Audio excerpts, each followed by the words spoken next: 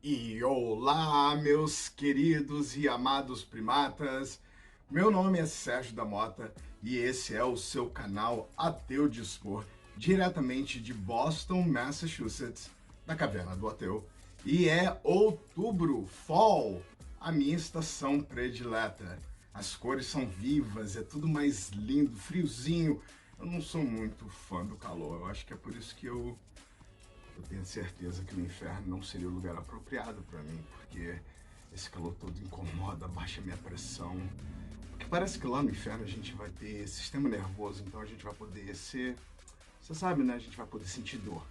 Mas retornando para a nossa conversa, mas eu gostaria mesmo era de agradecer a todos vocês que durante a semana que nos seguem lá no Facebook, e eu posso dizer para você que ali é o melhor lugar para você saber das tretas e dos grandes babados que estão acontecendo. Se você não é o meu amigo ali no Facebook, eu gostaria de convidar a você, está aí, eu estou de nome diferente, agora eu sou Jesus Christ. Então faz o seguinte, envia o seu convite lá, eu vou estar aceitando e você vai estar participando de tudo que acontece durante a semana. Galera, outra coisa também é os Facebook Wars, vocês que fazem essa bagunça durante a semana. Às vezes eu fico até perguntando como eu não sou bloqueado do Facebook. Quero agradecer a vocês, a cada um de vocês que participa, que dá ali um apoio, que trabalha, que indiretamente e diretamente está apoiando esse canal. Eu quero agradecer a você. Mas então, vamos ao nosso assunto do dia. Se você segue a nossa comunidade ou o canal do Facebook, você deve ter visto que o thumbnail dessa semana fala sobre falácias. E a pergunta que eu quero fazer para você é: você sabe o que é um argumento? Que? Você fala que vai falar de falácia e diz agora que vai falar sobre argumentos? Calma, calma, calma. Para a gente entender como funciona a estrutura de uma falácia, temos que falar rapidamente do que é um argumento. Então, essa vai ser o Kickstarter e a pergunta oficial para você. Você sabe o que é realmente um argumento? Toda vez que você está tentando explicar o que você faz, aquilo que você acredita e até mesmo as suas crenças, você está tentando apresentar um argumento. Seja isso pedindo as chaves do carro dos seus pais para você poder dar um rolê, ou batendo um papo com um amigo seu, ou até mesmo tentando provar qualquer coisa que você aprendeu que é nova. Ou, vamos ser sinceros, né? Se você estiver falando sobre esse canal, sobre as coisas que acontecem por aqui com um amigo e tentando questionar ou racionalizar com ele as coisas que acontecem, obviamente, thank you very much, eu já agradeço. Você está tentando provar um argumento. E o grande problema é que as pessoas não sabem muito bem apresentar as suas ideias em formas de argumento e às vezes acaba saindo não como uma argumentação, mas sim uma briga. Acabamos criando uma grande confusão, tentando apresentar nosso ponto de vista, que fica até parecendo uma luta, um shouting match, uma luta de MMA verbal entre você e o seu interlocutor. Isso não é um argumento. E eu até costumo dizer que esse tipo de comportamento nós podemos comparar com aquela analogia do pombo jogando xadrez, que ele chega com o peito estufado, derruba todas as pedras, caga no tabuleiro, sai com seu peito de novo todo inchado e achando que ganhou o jogo. Não, não funciona dessa maneira. E nós sabemos que filosoficamente existem várias estruturas para se formar um argumento. O que nós não estaremos falando hoje e deixaremos isso para um próximo episódio, porque se torna algo bem complicado. Porque aí nós temos que explicar sobre indução, dedução e outras viés da filosofia que nos ajudam a formar uma boa argumentação. Mas essa questão da falácia é hoje jogada em tudo quanto é lugar. As pessoas às vezes não sabem identificar, mas elas acham o nome bem bonitinho, falácia. Então a gente sai falando. E para falar legal para vocês, eu vou até ensinar para vocês o nome em inglês, que se chama fallacy. Então hoje nós estaremos tratando desse assunto de falácias e fallacy em duas línguas. Eu vou estar dando um exemplo em português e em inglês, e assim a gente vai poder memorizar e entrar um pouco mais nessa questão. Então vamos lá? Então vamos no bread and butter, no pão com manteiga dessa grande conversação de falácia. Você sabe o que é uma falácia? Para ficar bem simples, é assim: a falácia é a falha no raciocínio lógico de uma pessoa que está apresentando um argumento. E esse argumento é a verdadeira coisa que você está tentando provar. Então nós já sabemos que a falácia, ela apresenta incoerências ou falhas em argumentos que são apresentados, afirmando aquilo que você acredita. Por isso que a lição de hoje é que nós não devemos usar falácias lógicas em argumentos ou debates. E aqui vão alguns exemplos de falácias que nós usamos, percebemos ou não, ou ignoramos, mas que vão ficar super explicadas para todo mundo poder entender. Então vamos lá! Antes de começarmos, eu só gostaria de avisar que o Dr. Rubens não pôde estar com a gente por motivo de forças maiores. Ele já esteve em um dos meus vídeos e foi algo assim tremendo, maravilhoso. Ele é um super amigão. Então, Rubão, não se preocupa não, parceiro. Obrigado mesmo assim, olha. E a gente tamo aí na força, tá? Beijão, a gente tá na próxima. Não tem erro não. Pode deixar que eu seguro as pontas aqui. A primeira falácia que eu gostaria de falar hoje, e nós sabemos que existe várias falácias. Nós não iremos cobrir todas as falácias. E se você por acaso gostar desse vídeo, você deixa aí para que eu faça um segundo vídeo no futuro falando sobre essas falácias, tá bom? Então, você já sabe. Então, nós vamos cobrir algumas e vamos cobri-las de uma forma bem dinâmica para que você possa entender. Vamos lá. A primeira falácia é a falácia do espantalho, ou conhecida como straw man fallacy. A falácia do espantalho é quando o oponente ou o interlocutor, ele exagera o argumento de alguém e usa esse argumento exagerado contra a pessoa, de uma forma tentando provar o argumento original. E eu vou dar um exemplo aqui para vocês. Olha, eu acho que deveríamos legalizar a cannabis. Eu não acho que a maconha ela é algo assim, tão terrível assim. Acho que já está na hora da gente pensar na legalização da cannabis. Você tá maluco? Não devemos legalizar a maconha. Se nós legalizarmos a maconha, nós vamos legalizar todas as outras drogas. E aí é mesmo que os seres humanos vão se destruir. Eu não acho que nós devemos legalizar as drogas. Então vamos lá. O meu argumento original foi da legalização da cannabis e não de todas as drogas.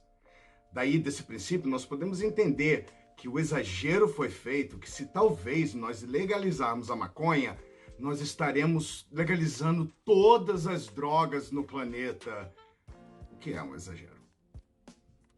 A razão pela qual essa falácia é chamada de falácia do espantalho é porque a pessoa, ela cria um espantalho e ela luta contra ele e ela mesma o derruba, sendo que ela não derrotou o oponente, mas esse espantalho imaginário que ela criou através dessa falácia.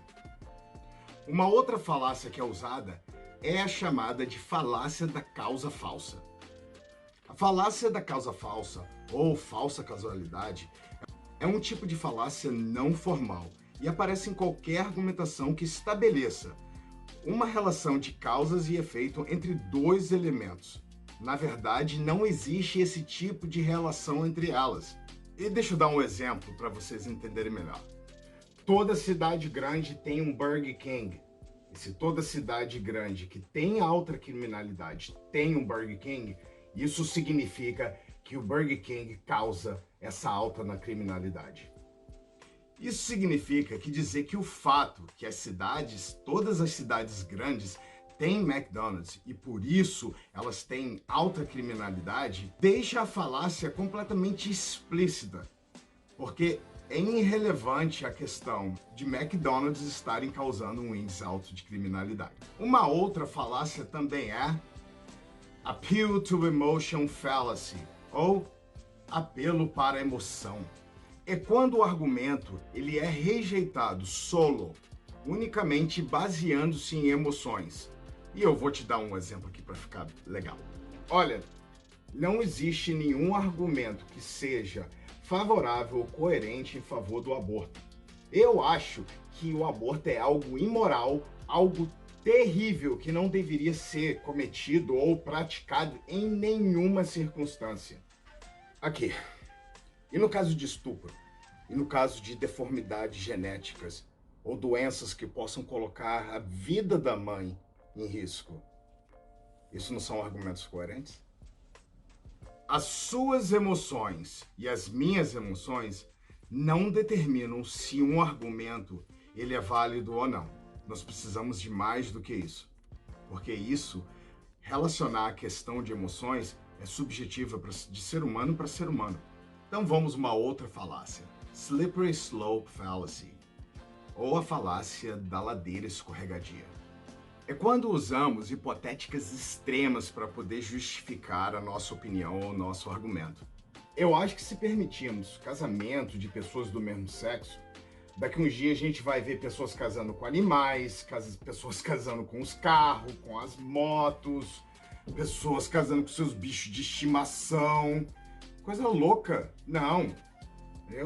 Quando você usa um argumento tão extremo, que nem foi dado agora no exemplo, você simplesmente está querendo também mascarar o seu preconceito, a sua homofobia.